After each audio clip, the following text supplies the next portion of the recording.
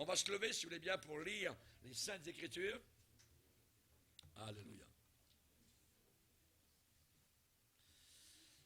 Le message ce matin, donc, l'agneau immolé. L'agneau immolé et ensanglanté. Alléluia. Nous allons lire, si vous voulez bien, dans la première épître de Pierre, au premier chapitre. Première épître de Pierre, premier chapitre, et le verset 17. Première épître de Pierre, premier chapitre, verset 17. Il est dit, « Et si vous invoquez comme Père celui qui juge selon l'œuvre de chacun, sans acception de personne, conduisez-vous avec crainte pendant le temps de votre pèlerinage, sachant que ce n'est pas par des choses périssables, par de l'argent ou de l'or, que vous avez été rachetés. De quoi? Rachetés de la vaine manière de vivre que vous aviez hérité de vos pères. Mais nous avons été rachetés par quoi? Eh bien, Pierre le dit, mais par le sang précieux de Christ, comme d'un agneau sans défaut et sans tache, prédestiné avant la fondation du monde et manifesté à la fin des temps, à cause de vous qui par lui croyez en Dieu, lequel l'a ressuscité des morts et lui a donné la gloire, en sorte que votre foi et votre espérance reposent sur Dieu. Seigneur, nous te bénissons. Nous sommes devant toi, Seigneur, sur ce lieu saint, comme devant un buisson ardent. Nous désirons, Seigneur Jésus, te servir avec joie et dans la sainteté. Nous te demandons, Seigneur Jésus, de continuer à nous enseigner, de nous rappeler, Seigneur, ces vérités séculaires, ces vérités merveilleuses, ces doctrines, Seigneur Jésus, qui nous gardent près de toi, dans un monde impie, sale, impur. Nous te demandons, Seigneur, que nous continuions à porter avec fierté et hardiesse le flambeau de l'Évangile au milieu d'une génération perverse et corrompue, au milieu de laquelle nous brillerons comme un flambeau, comme une flamme, comme une lampe dans ce monde obscur. Nous prions ces choses, Père, dans le nom puissant de Christ Jésus, notre unique Sauveur sur toute la planète et sur les 5 continents du monde. Amen. Et tout le peuple dit Amen. Amen. Gloire à Dieu. On peut s'asseoir, frères et sœurs, chers amis. L'agneau immolé et ensanglanté. Lorsque j'ai débuté mon ministère, j'ai fait une certaine promesse au Seigneur. C'est de proclamer le message du sang de Jésus-Christ partout où il m'enverrait. Que j'annoncerai le sang de Christ qui sauve. André, mon épouse et moi-même, depuis plus de 40 ans, nous avons, vu sur les continents du monde des âmes totalement secouées, ébranlées, changées, transformées, métamorphosées, bouleversées par la puissance de l'Évangile. L'Évangile bouleverse. Si votre Évangile ne bouleverse personne, ce n'est pas l'Évangile de Jésus-Christ. L'Évangile est un bulldozer. C'est quelque chose qui ébranle, quelque chose qui secoue, quelque chose qui bouleverse, quelque chose qui remet totalement en question. Dans nos assemblées, nous avons un cantique qui dit « Un chrétien, je croyais être ». Un chrétien, je pensais être, mais j'ignorais totalement le bonheur que Christ amène quand il purifie nos cœurs par son sang précieux. Raison pour laquelle je me joins avec l'apôtre Paul et ces hommes et femmes de Dieu au travers des siècles qui ont déclaré « Je n'ai pas honte de l'évangile de Jésus-Christ ». C'est la puissance de Dieu pour sauver. Sauvé dans le sens de délivrer, sauvé dans le sens d'éclairer, sauvé dans le sens de compréhension de l'éternité, puisque Dieu a mis dans nos cœurs la pensée de l'éternité.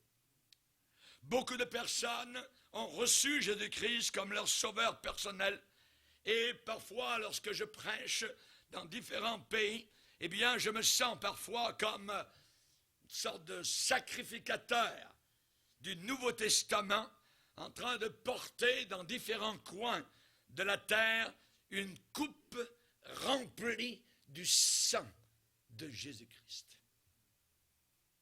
Ce message est puissant. Ce message libère du péché, délivre de la crainte, soit de la crainte du passé, du présent ou de l'avenir ou de la mort.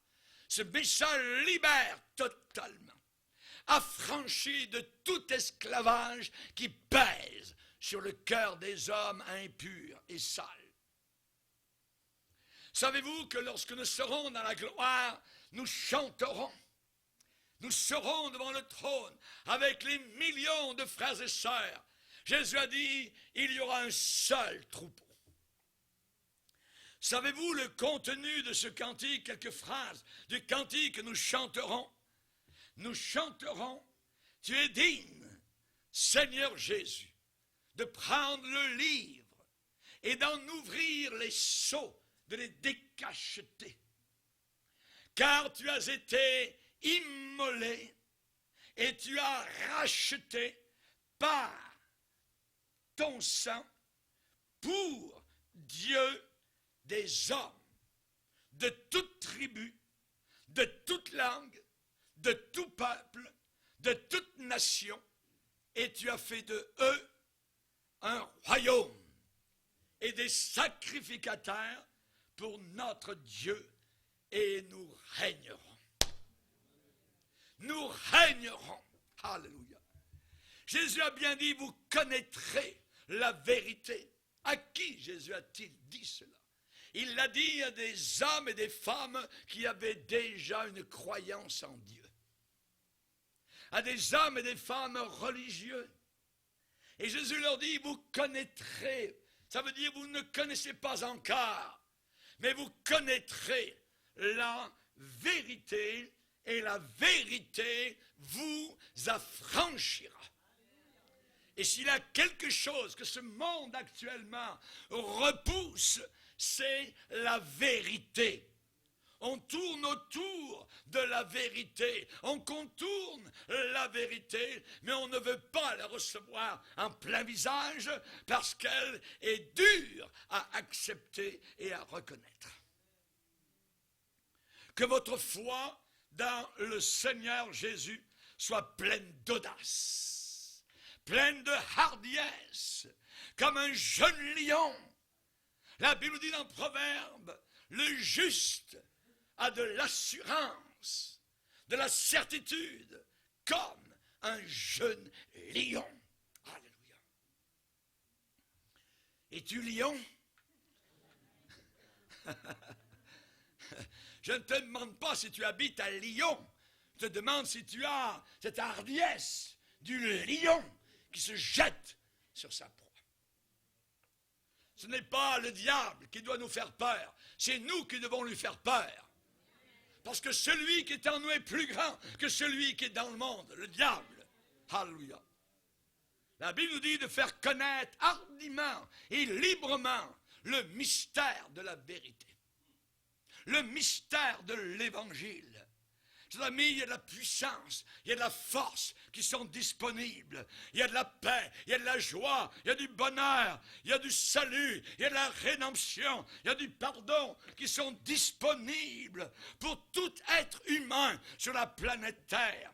Et c'est à la disposition de tous et chacun, chaque jeune homme, chaque jeune fille, tout vieillard peut être sauvé. Mais uniquement par le sang de Jésus.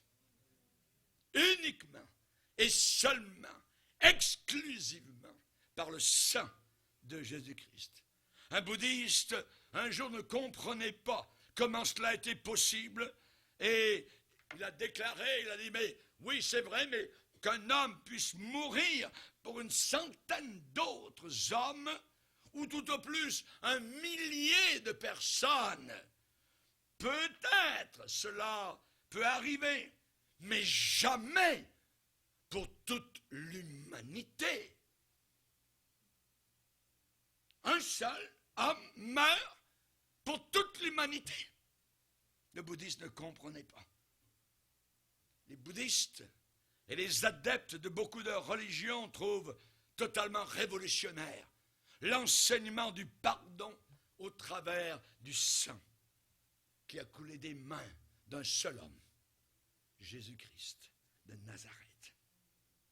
Et pourtant, la Bible déclare que Christ est mort, non seulement pour nos péchés, mais pour ceux du monde entier. 1 Jean, 2e chapitre, verset 2. Pour ceux du monde entier. Généralement, les gens sont gentils, peuvent pavaner, je dirais, ou manifester un air religieux, voyez. Et ils s'attendent, de façon générale, à payer cher pour leurs péchés. C'est ce que les gens, de façon majoritaire, les gens religieux s'attendent. Que ce soit maintenant ou dans quelque autre existence, c'est ce qu'ils pensent. Beaucoup pensent cela. Mais la révolution chrétienne, je dirais quasiment la révélation chrétienne, est totalement différente. Elle repose sur un fait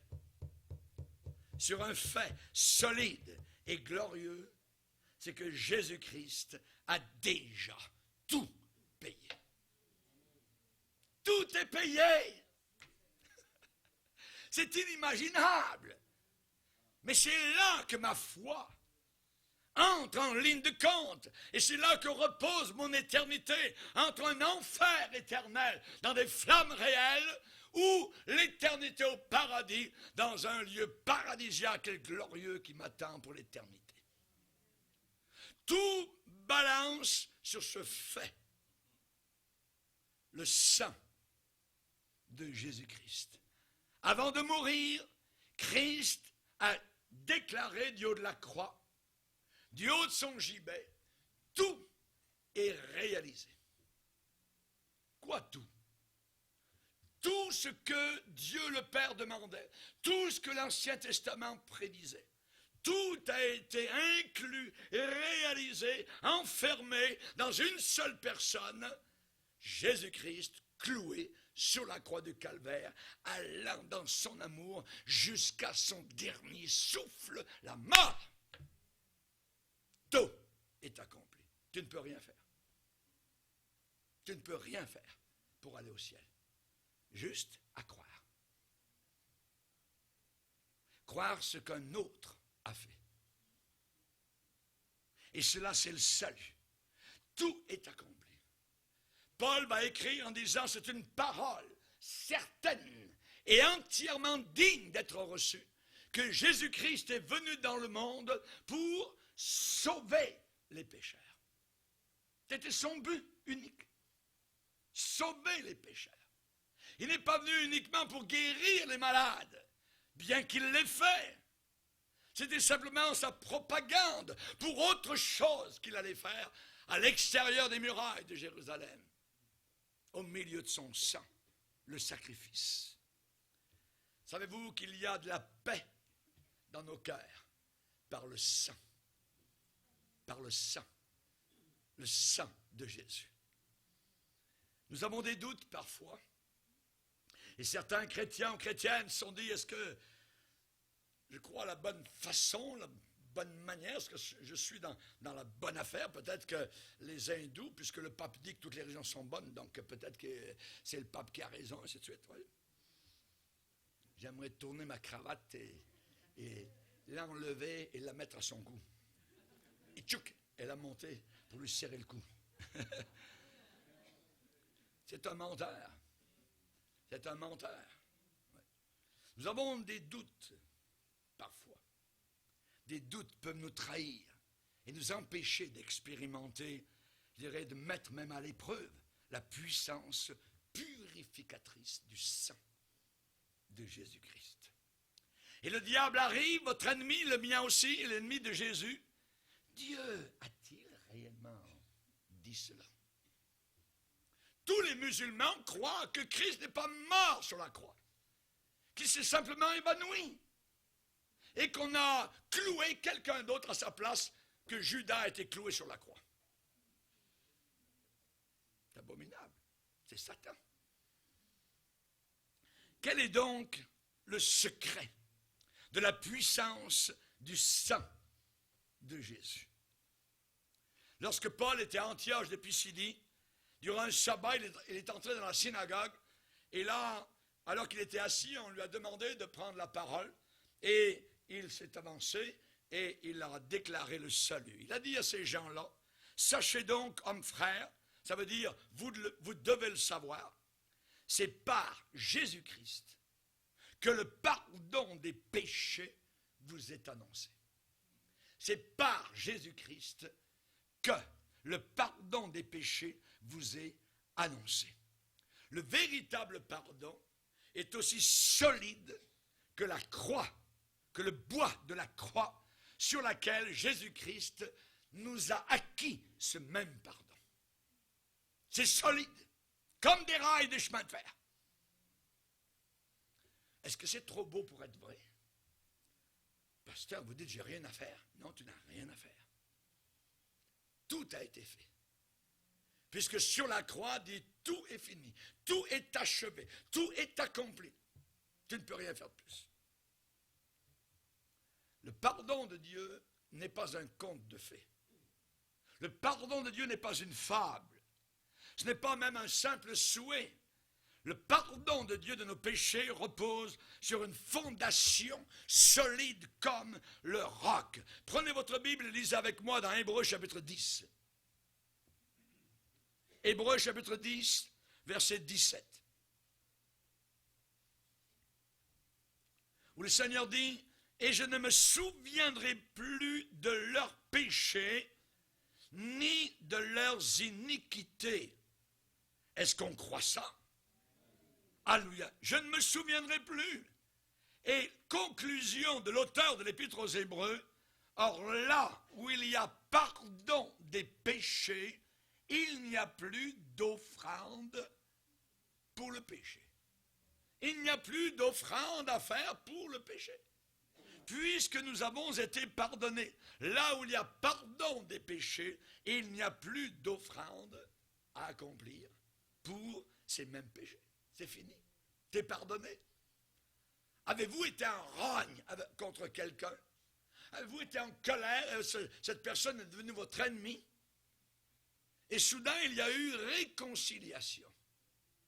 Qu'avez-vous ressenti? La première chose, la paix. La paix, la joie. Ça va bien. Parce qu'il y a réconciliation. C'est ce qui est arrivé quand nous sommes venus vers Dieu le Père. Pas tout seul, avec quelqu'un d'autre. Avec Jésus. La paix, la joie. Nous ne sommes plus ennemis avec le Père. Il n'y a plus de crainte. Il n'y a plus la peur de mourir. Nous avons été déracinés de ce monde pervers et corrompu. Alléluia. Et la Bible dit que Dieu a fait la paix par Jésus-Christ, par le sang de sa croix. Par le sang de sa croix. Notez bien, Dieu a fait la paix. Je suis en paix avec Dieu. Je ne mourrai pas, ou ne quitterai pas, ou ne prierai pas le Seigneur en venant vers lui en disant, peut-être qu'il y a quelque chose. Non. Je suis en paix avec lui. Je viens avec assurance devant son trône. Et j'entrerai dans le ciel avec une grande certitude et une grande joie. Et non pas avec peur. Pas du tout. Chers amis, la dette a été payée. J'aimerais vous parler de ce qui est arrivé un jour en Russie, à l'époque des tsars de Russie. Et le tsar de Russie, à une époque, le tsar Alexandre, aimait se déguiser et descendre dans la rue et se mêler avec ses sujets qui ne le reconnaissaient pas. et entendre les conversations que les gens disaient sur le gouvernement russe, ainsi de suite. Oui. Et donc, le tsar s'est rendu à la caserne militaire. Et il a écouté la conversation des soldats qui étaient là. Et en passant près d'une tente militaire, il a aperçu un jeune officier qui était assis à une table. Et la tête était appuyée sur son bras. Il était profondément endormi. Alors le tsar, le souverain, s'est approché. Il a regardé de plus près, donc au-dessus de l'épaule de ce soldat. Et là, devant le jeune homme, le tsar a été stupéfait parce que sur la table, là, il a vu un revolver qui était chargé. Et à côté se trouvait un papier sur lequel était inscrite une longue liste de dettes que le soldat avait contractées au gambling, au jeu de hasard. L'empereur de Russie a noté le total de la dette. Et il allait repartir lorsqu'il a remarqué une phrase qui était inscrite sous les colonnes de chiffres. Et il a regardé de plus près, et il a pu lire ces mots. Qui peut payer tout cela? Le souverain a compris évidemment tout de suite la situation. Le jeune officier avait misé sur un coup de dé tout son avoir. Et il était profondément endetté, n'avait aucun moyen de faire face évidemment à sa dette, à ses obligations. Et il avait pris, donc ce jeune soldat, la décision de s'enlever la vie, de se suicider, de prendre le pistolet et de le tirer. Et il avait écrit « Qui peut payer tout cela ?» Il s'était endormi. Bientôt, celui-ci allait se réveiller et le tsar a eu tout d'abord l'idée de le dénoncer. Puis il s'est souvenu que le père de ce jeune officier était un ami au tsar. Alors il s'est ravisé. Et le tsar donc a saisi la plume qui était tombée à côté de la table et là il a plongé la plume dans l'encrier et à côté de la question « Qui peut payer tout cela ?» il a écrit son nom, Alexandre. Et il est parti. Peu après, le jeune soldat s'est réveillé, voyez, et il a saisi l'arme devant lui, il l'a élevée jusqu'à sa tempe, et juste avant de presser sur la gâchette, il a jeté un coup d'œil sur le papier qu'il avait écrit avec ses dettes, qui peut payer tout cela, et il voit qu'il y a un nom qui est écrit à côté du point d'interrogation. Alexandre. Le tsar est passé par ici pendant que je dormais. Évidemment, donc, le militaire, ébahi, a laissé tomber le revolver. Il avait reconnu la signature du tsar. Son souverain était entré dans la pièce et avec une grande joie, est-ce que c'est vrai? Qui peut payer tout cela? C'est lui qui l'avait écrit. Alexandre, donc le tsar, avait écrit son nom. Et effectivement, le lendemain matin, un messager est arrivé avec un sac d'argent. Avec un sac d'argent, imaginez, de la part du tsar. Les dettes du jeune homme ont été payées en totalité et sa vie a été épargnée. Et nous aussi, nous avons accumulé des dettes et des dettes que nous ne pourrons jamais repayer. La dette de nos péchés. Pas un péché, des milliers de péchés contre Dieu. Qui peut payer? Et Christ prend la plume et la plonge dans l'encrier rempli de sang. Et il écrit son nom, moi, Jésus de Nazareth. Ce n'est pas par de l'argent ou de l'or que nous avons été rachetés de la vaine manière de vivre que nous avions hérité de nos pères, mais par le sang précieux de Jésus-Christ, notre Sauveur. Je ne me souviendrai plus de vos péchés. Là où les péchés ont été pardonnés, il n'y a plus d'offrande à accomplir. Il n'y a plus de bonnes œuvres pour gagner le ciel. Il n'y a plus de pèlerinage à faire. Il n'y a plus de lampions à allumer. Il n'y a plus d'argent à donner. Non, tout a été payé. Alléluia. Le pardon de Dieu repose sur un fait historique. Le sacrifice rédempteur de Jésus-Christ. Jésus a souffert, lui le juste, pour des injustes. J'étais un injuste. Tu étais un injuste. Et il est mort pour des injustes. Si tu n'étais pas dans le passé un injuste, alors il n'est pas mort pour toi. Parce qu'il est mort pour des injustes. Afin de nous amener à Dieu le Père. La croix n'est pas une fiction. Du véritable sang rouge a coulé sur un sol bien réel. Et ce sang a apporté une purification bien réelle à des pécheurs très réels. Et ce sang fait bien plus que cela encore. La Bible parle dans l'Apocalypse, au 1er chapitre, à celui qui nous aime et qui nous a lavés de nos péchés par son sang. À celui qui a fait de nous un royaume et des sacrificateurs pour Dieu son Père. À lui, pas à moi.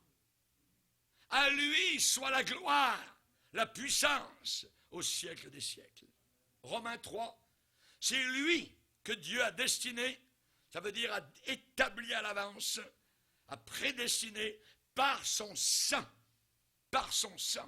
à être, évidemment pour une catégorie de personnes, ceux qui croiraient, victime propitiatoire. Ça veut dire une victime qui nous rend Dieu propice, favorable, maintenant. Alléluia. Romains 5, à plus forte raison donc maintenant que nous sommes justifiés, c'est maintenant, on est justifiés par son sang. Si nous sommes maintenant justifiés par son sang, alors, à bien plus forte raison, serons-nous sauvés par lui de la colère qui s'en vient. Alléluia! Que Dieu soit glorifié. Et je vais vous expliquer certains faits très particuliers sur le sang de Jésus et les bienfaits qu'il procure. Plus nous nous plongeons dans la parole de Dieu, plus cette grande vérité nous apparaît glorieuse, éclatante, magnifique, impressionnante. Ce sang, premièrement, est précieux. Est précieux. Dans toute la Bible, il n'y a aucun sang qui est appelé précieux, sauf celui de Jésus. Voyez? Sachant que ce n'est pas par des choses périssables, par de l'argent, de l'or que vous avez été rachetés, mais par le sang qualifié de précieux. Précieux, ça veut dire qu'il y a du prix. Ça veut dire qu'il y a un prix d'achat, qu'il y a un prix d'échange. Il y a un prix à payer. Et c'est le sang qui est non pas de l'or ou pièce sonnante, mais du sang, des gouttes de sang, des filets de sang qui sont le prix qui devait être payé. Des millions d'animaux dans l'Ancien Testament ont été offerts sur les autels juifs pour expier le péché. Mais le sang des animaux n'était pas précieux. N'était pas précieux. Les sacrifices d'Israël de l'Ancien Testament étaient impuissants et ce sang était uniquement déversé sur le côté des autels. Les autels juifs étaient rouges de sang. Mais ils ne pouvaient pas expier le péché. Dans l'Ancien Testament, les péchés étaient recouverts. Dans le Nouveau Testament, les péchés sont ôtés. Ôtés. Rappelez-vous Jean-Baptiste pointant de son doigt le jeune homme qui s'en vient de l'autre côté du Jourdain. Et tous les gens qui écoutaient Jean-Baptiste ont entendu Jean déclarer « Voici le mouton de Dieu, l'agneau de Dieu qui ôte le péché du monde. » Pas qui couvre, mais qui ôte, qui enlève. La Bible enseigne, s'il n'y a pas de sang qui coule, il ne peut pas y avoir de pardon. Aujourd'hui, nous avons une religion chrétienne qui n'a pas de sang. Et les gens continuent dans leur péché. Ils continuent dans leur convoitise, dans leurs adultères. Ils ont les yeux sales comme des pourris. Parce que le sang n'est pas annoncé. Ils ne connaissent pas la puissance du sang. Des supposés chrétiens vivent en concubinage, ne sachant pas qu'ils descendent en enfer. Le sang ôte le péché. Peut-être chez vous, vous avez une table, très belle table, une table ancienne, avec des poteaux qui sont tournés, qui sont beaux. C'est une vieille table qui est épaisse, tout ça. Juste un petit problème, c'est que sur la surface de la table, il y a des taches. Plusieurs. Et elles sont laides. La belle table est laide. Quand vous avez de la visite à la maison, ça ne fait pas très bien donc de mettre un très beau repas, tout ça, assiette double, tout ça, il y a 2-3 verres, tout ça, un gros repas, puis il y a des taches partout sur le dessus de la table. Qu'est-ce que vous faites? Vous recouvrez votre table d'une très belle nappe. Oh.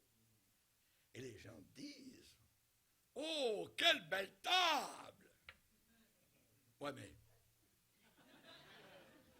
dessous, c'est autre chose. Voyez. Votre table, voyez, vous avez mis une nappe pour couvrir les taches. Pour que vos amis, vos invités ne voient pas les taches. Mais les taches, elles sont encore là. Pendant tout le repas, les taches sont là. Mais elles sont recouvertes. Recouvertes. Et c'est ce que signifie ce mot dans l'Ancien Testament, expier. Ça veut dire recouvrir. Les péchés de l'Ancien Testament étaient recouverts. Ils étaient là. Ils étaient là. Et les millions d'animaux qui ont été sacrifiés sur les autels juifs de l'Ancien Testament, et avec tout leur fleuve de sang qui a coulé, étaient incapables d'ôter le péché. Ça pouvait uniquement les couvrir, les recouvrir pour un temps. La Bible enseigne dans Hébreux chapitre 10, il est impossible que le sang des taureaux et des boucs ôte le péché. Ça ne pouvait pas les enlever. Et c'est la raison pour laquelle Jean-Baptiste était tellement rempli du Saint-Esprit et de la joie du ciel. Lorsque Jésus s'est approché vers le Jourdain, et Jean-Baptiste a dit, voici l'agneau de Dieu. Là, lui, il va ôter le péché du monde. Merci Seigneur. Le sang de Jésus-Christ agit sous la nappe. Le sang de Jésus-Christ agit derrière toutes les façades, derrière tous les paravents, derrière toutes les apparences, derrière tous les masques et toutes les vitrines. Le sang de Jésus s'attaque directement à la racine de tous les péchés, de tous les problèmes, de tous ceux qui placent totalement leur confiance en Jésus-Christ et leur foi dans ce Sauveur de gloire. Alléluia. Uniquement et seulement le sang de Jésus, l'agneau de Dieu, a de la valeur et de la puissance pour sauver. Jean va dire, le sang de Jésus purifie de tout péché. Alléluia. L'ange Gabriel a dit à Joseph, c'est lui qui sauvera son peuple de ses péchés. Paul a écrit dans Romains 5, nous sommes justifiés par son sang. Pierre a dit le sang précieux de Jésus-Christ. Et Jean dans l'Apocalypse dit que vis-à-vis de Satan, nous l'avons vaincu, Satan, par le sang de Jésus-Christ. Alléluia! Ce sacrifice est glorieux et merveilleux. Passons plus de temps au calvaire. Le sacrifice ensanglanté de Jésus-Christ suffit à lui seul pour tous les hommes de la terre, pour tous les garçons, pour tous les pécheurs, pour toutes les filles de la terre, sans considération d'âge. Les anges sont apparus quand ce Sauveur est descendu sur la terre, quand il est né.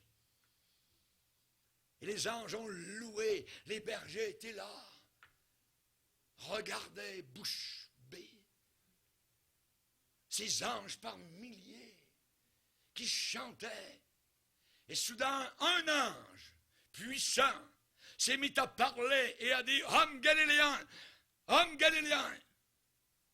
aujourd'hui, nous vous annonçons une bonne nouvelle qui sera pour tout le peuple le sujet d'une grande joie. C'est qu'aujourd'hui, à Bethléem, il vous est né un sauveur qui est le Christ, le Messie, le Fils du Dieu vivant. Oh, quelle merveilleuse nouvelle. Nos péchés tous pardonnés. On n'a rien à faire. Tout a été fait, le travail a été fait. On est des gâtés. Alléluia. On est des gâtés. Le travail est fait. On est entré dans le travail du Seigneur achevé. Alléluia. Ce sang est précieux, très précieux. Quand Jésus était sur la terre, il libérait les hommes et les femmes de l'oppression de Satan. Dieu a oint du Saint-Esprit et de force Jésus de Nazareth qui allait de lieu en lieu, prédicateur itinérant. Et il faisait du bien. Il faisait du bien et il guérissait tous ceux et celles qui étaient sous l'empire du diable. Un jour, il est arrivé à un endroit, il y avait une femme qui était impure, qui était sale. Jésus a chassé 7 démons qui étaient à l'intérieur du cœur de cette femme-là. À partir de là, elle a été délivrée totalement. Elle a suivi Jésus dans le chemin. Et c'est à elle que Christ s'est montré dans sa résurrection. Marie de Magdala. Alléluia. Chers amis, Satan est un trompeur. Il vous promet le bonheur, mais vous allez pleurer sur votre misérable bonheur. Satan est un menteur, ce menteur ancien. Satan observait Jésus. Et un jour, toc, il s'est présenté. Si vraiment tu es Dieu le Fils, alors on regarde. Tu es dans une période de jeûne. Tu dois avoir faim, alors fais que ces pierres deviennent du pain, et ainsi de suite. Satan, menteur. Menteur. Si tu es le Fils de Dieu, il le savait. Il a été créé par ce même Seigneur. Rappelez-vous Zachée, délivré totalement, percepteur d'impôts à Jéricho, Bartimée, ces milliers d'aveugles, de paralytiques, les morts qui ressuscitaient. Quand Jésus passait, c'était la lumière, c'était la vie, c'était la joie qui venait dans son sillage. Il était le Fils de Dieu et son sang allait couler. Et déjà à l'avance, par ce sang qui allait couler, il pardonnait aux pécheurs, il guérissait les malheureux. Alléluia, alléluia. Les boiteux, les paralytiques ont marché. Jésus a détruit systématiquement les œuvres du diable. Jean l'apôtre a dit, le Fils de Dieu a paru afin de détruire. Détruire, détruire. Alléluia. Mon sauveur est un destroyer. Alléluia. Alléluia. Détruire, détruire. Vas-y Jésus, détruis les œuvres du diable. Dans ma vie, dans la vie des gens, détruis ces œuvres. Alléluia. Adam et Ève ont été recouverts, simplement recouverts. Rahab a placé son cordon rouge. Les enfants d'Israël ont versé le sang d'agneau sur le linteau de leur porte. Mais tout cela convergeait vers quoi? Vers un seul agneau qui allait être cloué sur une croix un jour pour nous sauver. Et à l'heure exacte de 15 heures, à l'heure où les Juifs offraient des sacrifices par milliers d'agneaux, Christ, à la même heure, a été cloué à la croix du calvaire dans une offrande merveilleuse pour chacun de nos péchés. Oh, combien Dieu est bon, combien Dieu est grand. Satan a grincé des dents de rage. Satan a comploté pour détruire le Seigneur Jésus. Il a incité des hommes méchants et religieux à le clouer, à le crucifier. Judas est entré Satan est entré dans Judas, littéralement. Littéralement. Et il a donné le baiser de la mort à Jésus. Satan a jubilé lorsque finalement les mains merveilleuses du Sauveur, les mains miséricordieuses ont été clouées. Ah, finalement, il avait la victoire. Il pensait que maintenant, ces mains-là ne le dérangeraient plus jamais. Enfin, tout était achevé, tout était réussi pour lui. Quelle erreur de la part de Satan! Exactement comme Pharaon a pensé reprendre la victoire sur le peuple d'Israël. Mais il a été mangé par les petits poissons rouges de la mer Rouge. Exactement comme les Russes vont descendre de leur pays sur Israël. Et là, ils seront vaincus sur les montagnes d'Israël. Ah, merci Seigneur. Ce sang même, le sang de Jésus qu'il a fait répandre, que Satan a fait répandre, brise, casse partout et en tout lieu le joug de Satan qui repose sur les hommes et les femmes. Colossiens 2,15, Jésus a dépouillé les dominations et les autorités. J'aime ça ici l'automne, lorsque les gens reviennent à Oya et qu'ils mettent sur le route de leur voiture les têtes d'orignaux, ainsi de suite, parce qu'ils ont tué. Amen. Ils reviennent, sont contents, ils disent, pasteur, j'ai tué. Cette année, j'ai tué. Aouya. Et donc, dans le bois, particulièrement lorsque ces animaux sont tués, il faut les dépouiller. Les dépouiller, ça veut dire ouvrir, ça veut dire casser, ça veut dire prendre les morceaux de chair, enlever, ainsi de suite. Christ a dépouillé. Il a pris le couteau de son amour, il a ouvert l'œuvre de Satan, il l'a montré en plein jour, il l'a vaincu, il l'a écrasé littéralement. Et nous devons, nous, marcher dans la victoire que Christ nous a acquis à la Golgotha. Ne marche pas la tête basse, mon frère. Non, sois dans la joie. Le sang de Jésus t'a purifié tous tes péchés. Tu es libéré, tu es sauvé. Ton nom est inscrit dans le livre de vie. Tu vas au ciel. Vis le reste de ta vie dans la victoire. Alléluia. Alléluia! Jésus a dépouillé les dominations et les autorités diaboliques et les a livrées publiquement en spectacle. Comment? En triomphant de ces puissances maléfiques par la croix. Hébreux 2,14, par la mort, Jésus a anéanti, a réduit à zéro celui qui a la puissance de la mort, c'est-à-dire Satan. Et il a délivré tous ceux qui, par peur de mourir, étaient toute leur vie retenus dans une sorte d'esclavage. Merci Seigneur. Combien plus le sang de Christ purifiera-t-il votre conscience des œuvres mortes afin que vous serviez le Dieu vivant. Afin que vous serviez le Dieu vivant. Il y a un athée un jour qui a lancé un défi à un pasteur à la télévision lors d'une émission de télévision. Monsieur le pasteur, oui, je ne crois pas qu'il y ait une quelconque puissance dans le sang de Jésus. Ça fait 2000 ans qu'on nous parle de ce sang. Et s'il y avait dans ce sang un pouvoir quelconque, comme vous le dites si bien, alors le monde ne serait pas dans une telle situation et désolation comme on voit aujourd'hui. Le pasteur a réfléchi et a répondu, monsieur, vous savez, il y a aussi beaucoup de savons disponibles, mais cependant, bien des gens sont encore sales.